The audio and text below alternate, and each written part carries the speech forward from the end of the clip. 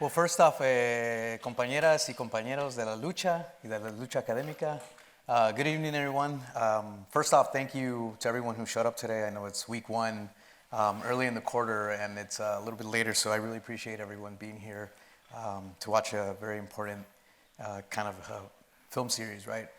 But before we begin the conversation, I just wanted to thank and express my gratitude towards the Carsey Wolf Center for hosting us and obviously letting us use this incredible space. To the student workers who are filming this right now, right? Definitely wanted to give a shout out to them and their labor and their time and energy. And I also wanted to thank the ancestral authorities of the Ixil region, right? So a lot of the folks who are featured in the film. And lastly, of course, Dr. Alejandro Flores. I'm sure there's different like ethical consideration one needs to take as a filmmaker, as a researcher, given the sensitive nature of the stories that were told here, right? There's stories of violence, different forms of violence, genocide, massacres that happen to a lot of Ixiles of their loved ones, right? So I guess the first question I had for you, Alejandro, was, given kind of these very sensitive stories, I think you were able to weave these in a very beautiful way. Having done research myself in the Ixil region, I know that could be quite a challenge. So could you speak a little bit about the methodology and I guess the process of doing this type of work? So I mean, I guess a lot of people may have questions in terms of like, how did the project begin? Right? Mm-hmm. How did the conversations look like between you and the Ixil University and the ancestral authorities, who at the beginning of the film, if y'all noticed, they were the ones that officially present this work? And how did your positionality play into the conversations that you had with them, right? Some of these questions come from, as researchers, we have to be careful in terms of academic extractivism, right? In terms of like going into, especially indigenous communities and doing research there. The Ixiles have this concept of, they have this critique against academics and anthropologists. Solo vienen, sacan información y se van, right? So ethnographers and other academics come to communities, especially indigenous ones, oppressed communities. They do research, they take out information, and then they leave, right? So I guess that's where some of these questions and concerns that a lot of us in this room may have that we want to ask you, right? So kind of just picking your brain in terms of how did this project come about? Yeah, okay. Actually, it's a long story. I think it begins in 2015. That was my first year doing field work for my PhD. I was working at kind of a different topic for the dissertation. However, actually, I have to thank you for this and also the authorities of the Ixil University and the ancestral authorities, because you made this first connection with them. I have spoken a couple of years before with the rector of the Ixil University, but actually that was after that invitation you did in 2015, that there was going to be an examination process for the Ixil students that were finishing their técnico en desarrollo rural. This is some kind of like a mid-grade university Ixil degree. And one of the things that they do at the Ixil University, at this level, is that they carry out also research processes. And one of the goals of the Ixil University in this regard is trying to find some ways somehow to not necessarily recover, but somehow reconstruct a lot of the things that were destroyed during the war. We're not talking here only about concrete things, but also cultural things that actually the military was targeting in the late 70s and early 90s. But also they try to find development alternatives, and there, Giovanni can probably explain you guys better how the Ixil University worked, because he delved in the work there for a couple of years, and he knows very well also about that. But the thing is that in that moment I was invited as an examiner. I was having this role of hearing the works of the Ixil students, and we had a small group of people that were doing the same. But at some point it drew my attention that was in terms of historical perspective, there was always references by the students who always talk about colonialism, and then they talk about genocide. But there was like this big gap between, I don't know, the end of the 18th or early 19th century and what was happening in the 1980s. And actually it was kind of interesting, but also it was like something that I was talking with the rector of the Universidad Ixil, Pablo Seto, and we were like, okay, but what happened, I mean, during the 20th century? Because it was like the colonial time. I mean, of course, we had the first invasion. Giovanni wrote a book about that. That happened in the 16th century. But then we have like something that we could eventually call the Pax Colonial, you know, like the Ixil region was a very remote place, and not necessarily, I mean, the colonialists weren't that interested in the Ixil region during these centuries that colonialism stayed in Guatemala. It was until the end of the 19th century, actually, that you know, this new capitalist elite directed their attention towards the Ixil region, because the production model changed completely. Before, I mean, Guatemala, I mean, had a role in the global economy by exporting things that didn't need actually like large amounts of land or large amounts of labor, but it was with the introduction of the coffee plantation, you know, because it wasn't until the 19th century that coffee became a thing, worldwide speaking. That Guatemala was like the perfect place for you know, producing coffee, and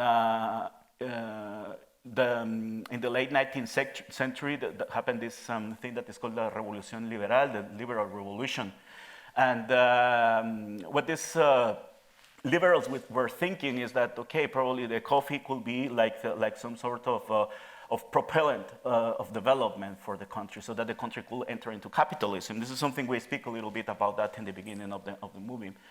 And that had a lot of consequences, because for producing coffee, you need a lot of land on the one hand, and you need a lot of labor. So it changed everything, because before, I mean, land and labor wasn't necessarily like a big thing.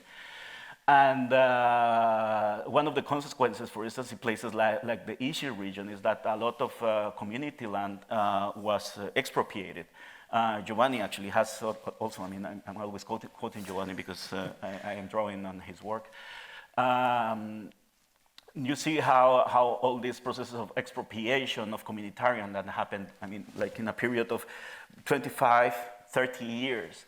And all of these processes were, I mean, very unfair on the one hand, but it happened in a very like shady way. I mean, nobody was like really sure what was happening, and suddenly forests or places were traditionally used by indigenous communities for, I don't know, you know, like getting wood or hunting or stuff like that, became private property. So that was an interesting thing, because when we were talking with the rector of the Universidad Ixil, it was like, okay, but actually, like the real usurpation of Ixil territory and Ixil land happened in the 19th century. So it's kind of important that we develop some kind of work, so that it's not only like these two milestones, not milestones, like these two moments in history, like colonial moment and the moment of the genocide in the 1980s, and that we try to create like a broader context in the curriculum of the Ixil University.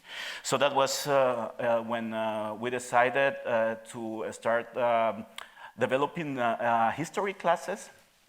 But the whole point, I mean, in this process was, okay, we're not going to necessarily teach like the canon of history that is being produced in official universities in Guatemala. We need to find methodologies so that the history of Guatemala can be somehow placed, can be somehow located or situated in the region. I mean, not only to say, okay, this happened in the country, and it's like very flattening in the end, because you have like these historical perspectives that tell you the story of the country, but suddenly you lose like a resolution, you lose grain, with this like broader perspective. So the idea was, okay, how can we work with the broader like historical canonic discourse, but how can we situate that broader perspective in the Ixil region? So what we did is that we developed a methodology where it was I and another colleague, Juan Carlos Mazariegos, and Gio was helping also as well, and other people also, Tobias, and also was Otto Cuellar and other people. But the thing was that we came to the Ixil University every second week, and we prepared like short lectures of like the canon in historic discourse. And then we work all together in order to find ways so that the students could go back to their communities and do their own research. This is not something that sounds very good now after the COVID pandemic, but the idea was that they were going to do their own research with their communities, and they were going to try to understand how each of these historical moments, these historical periods, were experienced in place. And that was like the first phase, and some of the photographs that you actually saw are the result of that first phase of research, because what we did in the end is that we were discussing, okay, what are we going to do with this material or the research findings that you had? And we said, okay, we can write something like very synthetic, but the thing is that, as they say, like a lot of people actually don't know how to read in the Ixil region. So like the writing register is not necessarily the best register. So we started to have these conversations of using other kind of probably visual resources in order to facilitate the socialization, the dissemination of the research findings. And we ended up making a series of, it was like, I don't remember very well, but I think it was like 42 photographic reenactments of the research findings. So that was some of the photographs we had the chance to see here are the result of that process. After that moment finished, it was another interesting conversation, because we had all this transitional justice, like all the human rights trials going on, that was very, very focusing on the Ixil region. And one of the things that were kind of troubling, I mean, we were discussing with the authorities of the Ixil University, was that kind of the general representation of the region was mediated by human rights and courts and transitional justice. So there is this thing that is very obvious, that when you're making like a human rights case, you need to create certain kind of discourse, But this kind of discourse implies sometimes that there are some things that the lawyers and people taking place in these processes are not necessarily willing to show, because they are not going to help their cases. And one of those things were the politicization of the Ixil region. And a lot of almost everybody, at least in the ancestral authorities and also in the Universidad Ixil, were very active politically during the 1970s and the 1980s. And a lot of them also rose up in arms. I mean, they became part of the revolutionary movement. But one of the things that they were always like highlighting was that it wasn't necessarily only like they incorporated in something that was coming from the capital city, but that there was already like a resistance process taking place since the 1930s. This is why we mentioned like shortly the execution of the Siete Principales in 1936, because what that shows is that they were already like resisting, and somehow that execution of the seven Principales in 1936 was considered as an act of war in the region, because we are thinking about that the state killed local authorities that at that time had like a lot of recognition, by the communities, and they were political authorities. So it is like if we make some, very probably dumb analogy, like if we imagine the Mexican president coming here into the United States or sending some military to kill people in the Congress or in the Senate. So we can't even imagine that. It's like such a big aggression. I mean, if we put it in those terms that we cannot think about, but when we situate that event in 1936, for the Ixiles, at least for a lot of Ixiles, it was a transgression that never was discussed. I mean, and it doesn't even appear in any history book or anything. So it's something that is always like inhabiting memory, and is something that is very relevant for them. So what they were saying is that, okay, we were rising up in arms in the 1980s and 1970s, but before, for instance, we took part of this Acción Católica and other things that were going on in the 60s, where these development projects came with the Teología de la Liberación, the liberation theology, but also the creation of all these cooperatives, but also there were all these remnants that were created during the 10 years of democratic spring, as they call it in Guatemala, with an agrarian reform took place. And one of the things that the agrarian reform created was a thing that was called the Comités Campesinos Locales. And the Comités Campesinos Locales, or local agrarian committees, were composed mostly by locals in different places, most of them indigenous peoples, that were like finding lands that were usurpated, that were expropriated in the 19th century for these fincas, and there were what we call tierras ociosas, lands that weren't being used. So the agrarian reform, the Decreto 900 decree, opened the possibility for the communities to recover those lands. But in ¡54, we had like a contra-revolution, we have a coup d'etat, a putsch, and all these agrarian reform initiatives were killed, but the organization seed kept. So people was still organizing, even though you didn't have anymore the support of the state. The people that started organizing in the 50s still worked, like trying to strategize always how to find ways to recover territory, indigenous territories. So the discourse that we actually find in the Ixil region is that they are always saying, okay, what happened during the 1970s was only a moment.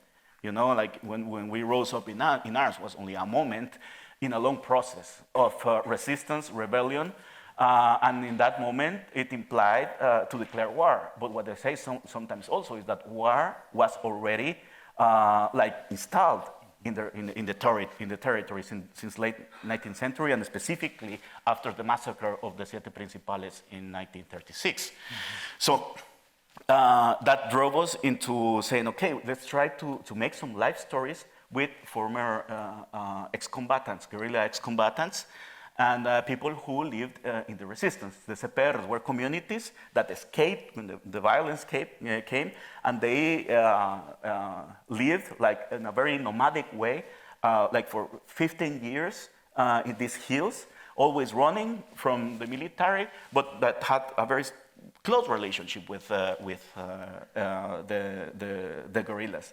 So the idea was, okay, we're going to develop this research process, and we designed a new class that intended to make some sort of encounter between like oral history and memory, like methods, things that we can probably learn here in the university, but also we explored other methodologies.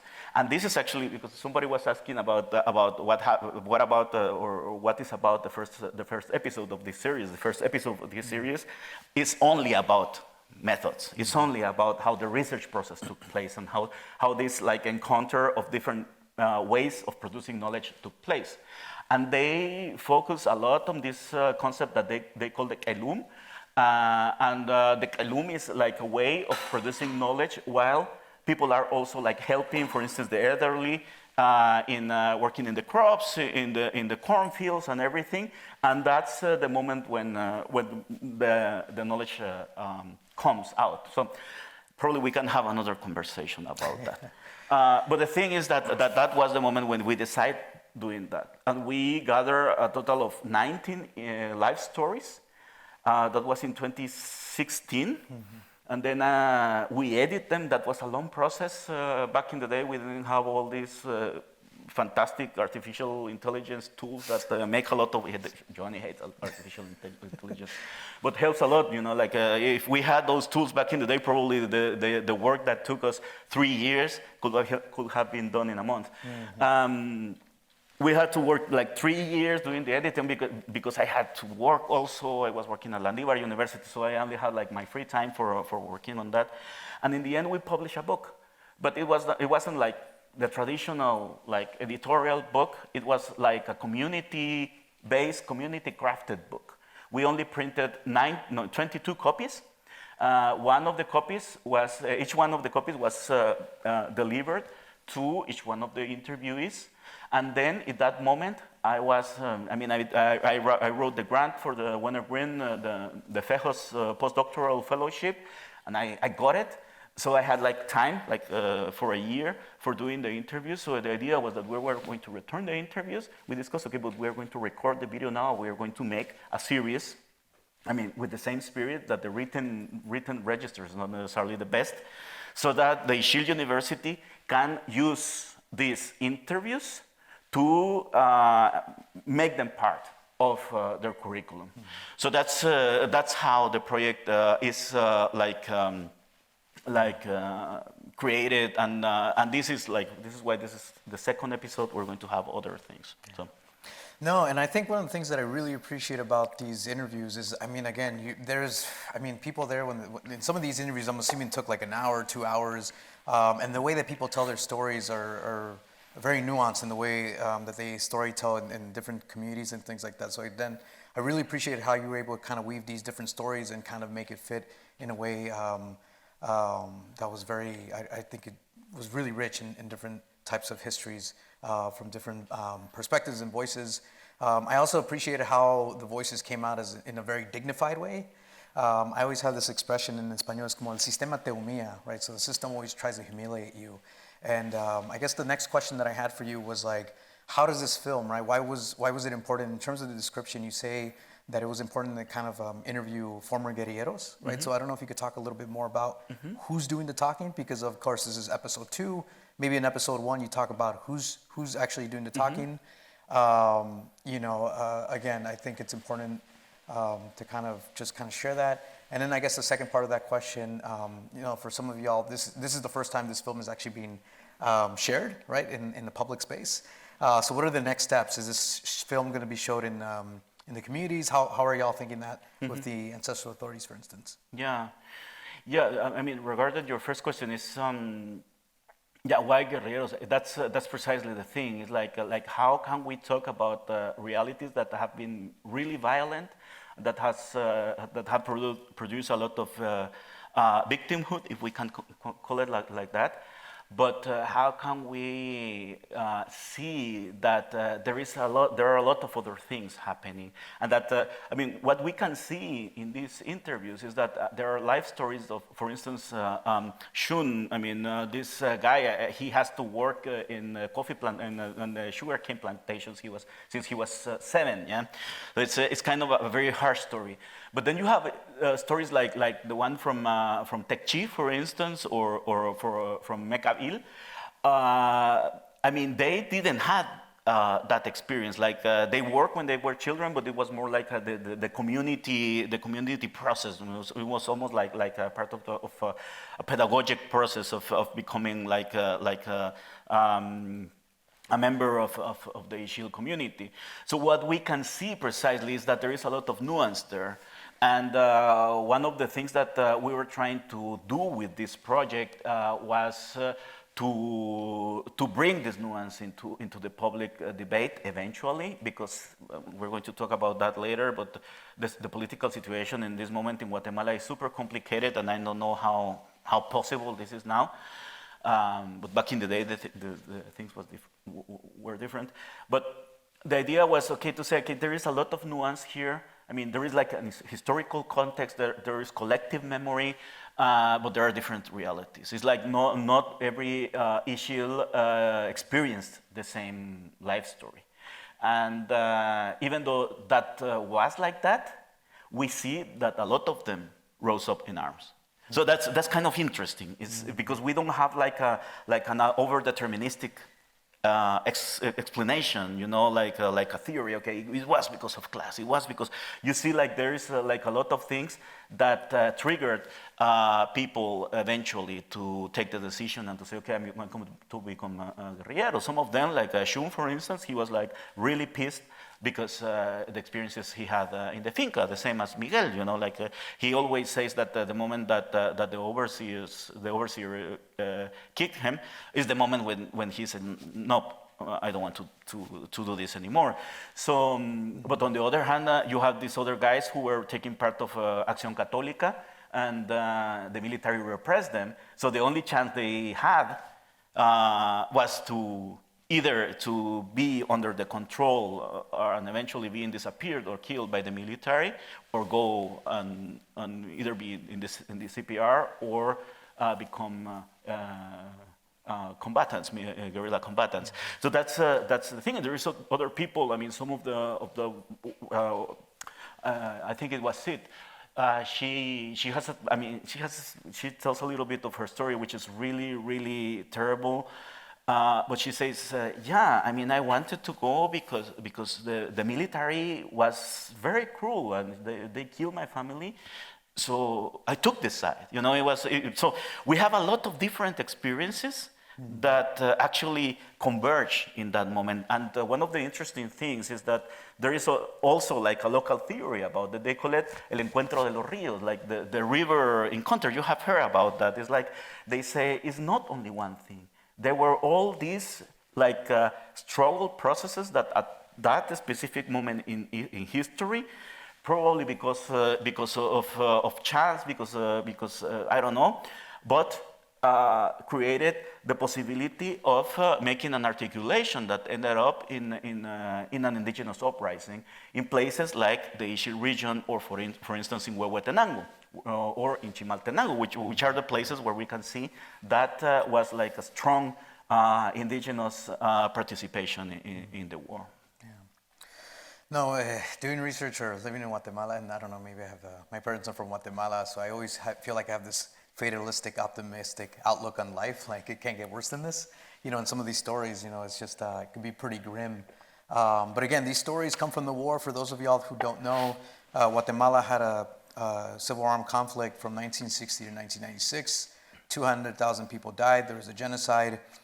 That's what we label the third invasion. The fourth invasion, some researchers in Avanzo, some Guatemalan researchers call it the period and era of the undeclared extractivist war, right? So even though there was peace declared in 1996, the violence continues in different ways. Yesterday was the 11th year anniversary of the first known state-sponsored massacre against indigenous peoples in Totonicapán, right? So again, the violence hasn't ended, but a lot of youth don't see a future in Guatemala, right? So they're willing to risk their lives knowing the potential violence that may come upon them because there's no other option, right? So again, as you can see here, it's kind of a contradiction. You see the beautiful landscape that Alejandro was able to capture. Guatemala tends to be very photogenic in that way. But again, it's a land that's seen a lot of violence, and the violence hasn't ended, right? So I don't know if you could kind of provide a quick update, kind of briefly, before we open it up to the audience. What's going on in Guatemala today? Because we know today is actually the fourth day de un paro nacional, like a national strike. So a lot of the colleagues, compañeros who come out in this film right now, they're literally on the streets right now, fighting for a better tomorrow, right? To live a dignified life against a system que nos humilla, that humiliate us, right? That treat us in a very subhuman way. So again, I don't know if you could kind of briefly just kind of let folks know what's going on. You know, you had mentioned before the film started that please don't take films because there might be some security concerns and things like that. So again, that's kind of the era we're in right now, right? Mm-hmm. Where a lot of these stories may potentially cause some harm for a lot of the people you interviewed. So I don't know if you could just kind of briefly share some words, Yeah. And where's the hope? To be brief is not necessarily my thing, but like one of the things that happened. The peace agreements were signed in 1996, but during that period, because the constitution we actually have now in Guatemala was written in 85, if I'm not wrong. And that was like the beginning of a process of transition that has like this hallmark in 96 when the peace agreements were signed. And one of the things that happened is that a lot of these parallel power and violent structures that were predominant in the 1980s evolved and readapted into the new reality, because in the 1980s they had the protection of impunity, the state impunity, because they were running the state. And then during the transition to democracy, and we started to have civilian governments. The thing is that a lot of them went into the background of what was happening in Guatemalan politics, even though they had a lot of influence everywhere. So they started to believe or to feel that they were under attack. I will say probably in the late 2000s, probably the peak of it was 2013, May 10th, when it was the sentence against Rios Montt, that he was found guilty of committing crimes against humanity and genocide. So they believed at that point, and because they wrote about that in national media, they say, okay, this is like an act of treason, they say, because we signed the peace agreements, and what the guerrilleros, because they believed that the human rights activists were actually guerrilleros, and most of them didn't have anything to do. Some of them, yes, but not everybody. But they say, okay, the guerrilleros, treason, the spirit of the peace agreements, because they are bringing now the war into the courts. That was like their discourse. So they were like making a claim that there was some sort of lawfare in the moment because of the human right cases. But yet, as Giovanni said, these were cases where 250,000 people were killed in the country, and you had like communities that were completely disappeared. You had like a lot of massacres. I don't remember the number of massacres that happened in '82, for instance, but are more than 600, if I am not remembering wrong. So it was like a period of a lot of violence. None of these crimes were protected under the amnesty laws, international laws. So all of these laws of crimes had to be prosecuted.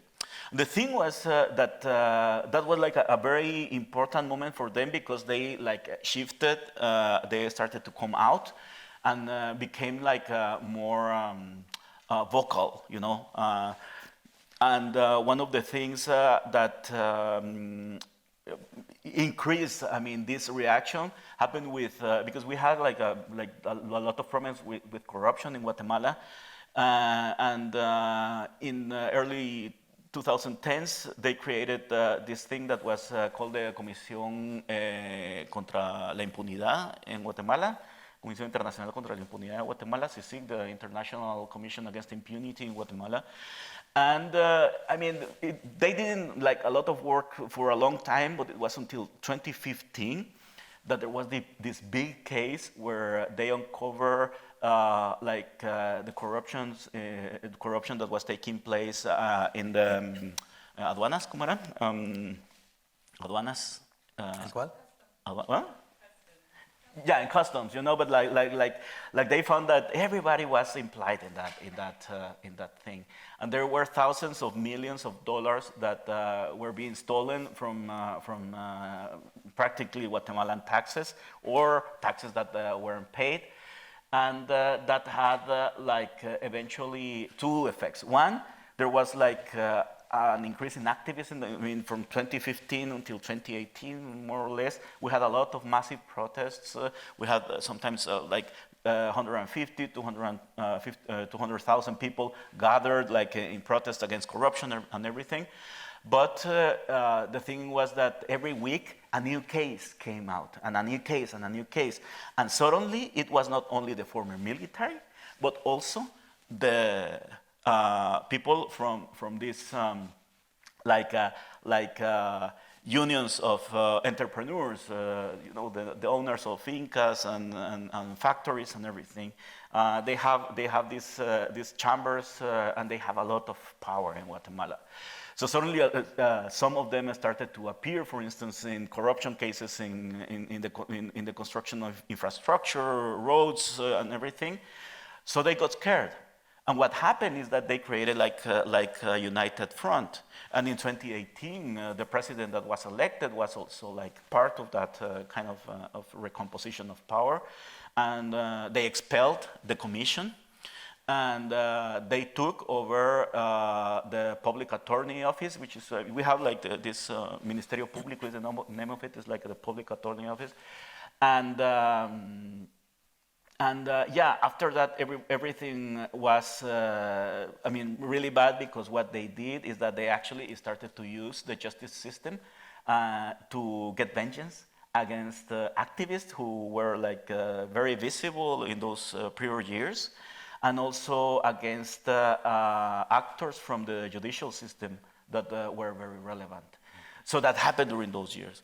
And one of the things that also happened is that for this election that took place a couple of months ago, they were like trying to avoid that everybody who could have the chance to get into the because we have two rounds. It's the first round. Then we get two candidates, and then we have the second round. So they were secure that one of the candidates that they allowed to participate, that he was not going to have any chance, but they expelled everybody else. Even Telma Cabrera was here. She was like the representative of the Movimiento de la Liberación de los Pueblos. But what they created was actually the conditions, because people, it was really like not wanting to vote for anybody from this gang any longer. And everybody ended up voting for this other option, which is a central democratic option, but they see them as the incarnation of international Soviet communism, like revived in Guatemala. So what we're having now, these protests, is because they are trying to find a way to avoid this elected president to take power now in January. So that is what's happening now in the country, and this is why a lot of people are scared. A lot of people is actually in exile, and There's a lot going on in Guatemala, and again, I think, at least on this campus, that's why we're trying to push for Central American Studies, you know what I'm saying? To kind of have more visibility and representation, because again, this conversation could go on and on and on. We did have Telma Cabrera do a virtual forum a couple of months ago. So that was awesome. And then just the Ixil University, which was mentioned various times before we opened it up to Q&A. This is kind of like a grassroots decolonizing indigenous university in Guatemala. And in the winter quarter, sorry, I'm going to plug in my classroom. We're going to have like a virtual class with the Ixil University, right? So we're hoping to kind of continue to create collaborative efforts with indigenous universities such as the Ixil University, right? So I'll be teaching that in the winter. So come talk to me if y'all are interested in that. So sorry, cheap plug.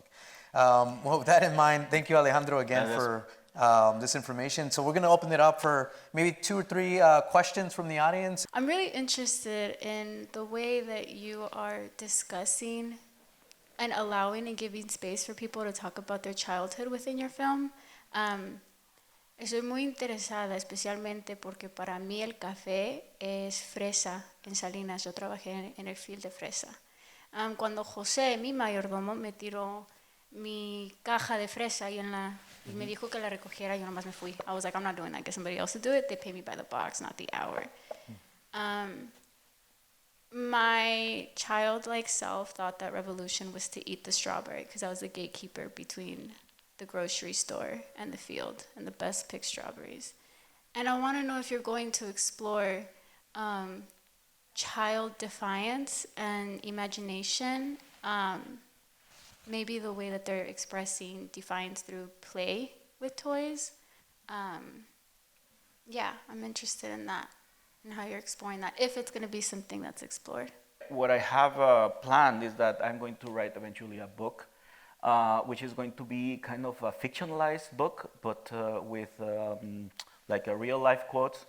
And the idea is to explore the, I mean, for instance, these kinds of things you're talking about, because there is a case that came out in the book, for instance, which is really, really sad. It's about a girl who all what she wanted was a pair of shoes, you know. But his father was so poor, he couldn't afford, and he didn't. I mean, for instance, in those cases where they could sell, like for instance the cattle or something to buy clothes, he didn't have that possibility. So what he did once is that they went to Neva, and he went to the basurero, to the place where all the rubbish was, and he could find only one shoe, and he gave that single shoe to her. And she was like, okay, this is all what can I get? But it's like I don't know, it's a very strong experience. But she sees, for instance, in that moment when she sees that she cannot get a shoe or a pair of shoes, as something that later in her life moves her into rising up in arms. So that's these are the kinds of stories that that of course are very relevant to work more. But yeah, for film production and editing and everything, it's always like a challenge, you know. What do you show on? I mean, how can you make things not become so extensive? So I think that's going to appear eventually in the book I'm preparing. Muchas gracias. My question is about, you mentioned the extractivismo académico. And I want to ask you, what about the current narratives about the Ixil people? Like what kind of, because they mentioned about, they tell us that everybody is guerrillero, comunista, but right now what are these narratives about them, like all these elites or human rights or about the people? Thank you. I mean, you are thinking at an hegemonic national level. Yeah, I mean, the thing is that there are, I will say, split, because the genocide trial created like a different form of consciousness, I believe, among certain groups. But I will say that, like, the most general consensus is very traditional, you know, in the fashion that Guatemala is still a post-colonial reality, and that means that the national imagination, the national discourse, the national representation of indigenous peoples very often is filtered through the for instance, the idea of tourism. You know, I mean, if you see the Ministry of Tourism in Guatemala, it's always, I mean, portraying. I mean, or they always create this very ridiculous like stands where they have a white woman wearing indigenous clothes, for instance, or things that happens very often, and also with the Ixiles. That's one part. But on the other part, I will say that for the former military, I mean, people who took part in the counterinsurgency process, they still see a lot of Ixiles as subversive. However, what you are going to see in the Ixil region is also that there is not only like one monolithic idea, I mean, politically speaking, of the Ixiles. There are a lot of differences. I mean, Ixiles are very plural politically. Of course, I mean, the people we're working with is like people engaging in community process, ancestral authorities. They tend to be kind of open-minded with some social aspects. But then you can find, I mean, another person who is super reactionary, super conservative, and sometimes you can see that difference happening in one single family. I mean, you can have a brother who was a guerrilla combatant, and you can have another brother or sister or brother who was a military combatant or patrulla de autodefensa civil. So it's, I mean, the thing is that all these realities, as you always say, are messy, you know? There is no black and white here. Never, never, never. You know. So it's like a good thing to think about these kinds of work is that these are partial works. It's not necessarily like the traditional idea of probably early 20th century ethnography that you are making a picture of the real, you know, like almost in Lacanian terms, you know, like, I mean, for us it's inaccessible, but the real is there, and you have the ethnography that tells you the truth. La neta, dicen los mexicanos, yeah? And that has never been like that. There are always differences within indigenous communities. So this is very important to highlight as well. So I think it's very important, your question, because you're going to see that people, I mean, all around the country has differences. This is why also, I mean, what Gio was saying is very important. Paying always attention to nuances. Trying to avoid like this very easy black and white, who's the good guy, who's the bad guy narratives, because it's, I mean, nobody's good, nobody's, you know, bad, I mean, completely. You're going to find people that were probably forced to take part in the military or in the patrullas, autodefensa civil, and they are super cool people now, like working with ancestral authorities and pushing like anti-extractivist like resistance. Gio has done research in that direction. Mm-hmm. So it's always good to have an open mind, because otherwise it can happen also that we become with this idea, okay, where I'm going to find the bad guy, and I mean, if we are looking at specifically for the bad guy, probably we're going to find somebody, and we're going to extract. I mean, we're going to work with that logic. Okay, we're going to come here and show this is the bad guy, this is the good guy, and it can perpetuate precisely the logic of epistemic and social extractivism in this community. So I think one of the best things that we all can do, and this is why the question about positionality was Giovanni was asking in the beginning, is very important. Because you see that, for instance, what we're seeing here, I mean, this film is specifically about positionality. It's not necessarily about my positionality. It's about the positionality of people who rose up in arms. And there were indigenous peoples, they were Ixiles. And the thing is that not everybody rose up in arms, even though there were a lot of them that did it. But what is important is to understand the differences, even though that was like the outcome at that precise moment in history. So that's, I don't know, probably that's what I would say in the question you're asking. If we could just close out the evening with a last round of applause for him and for all of you. Gracias. Thanks a lot. Thank you. Thank you.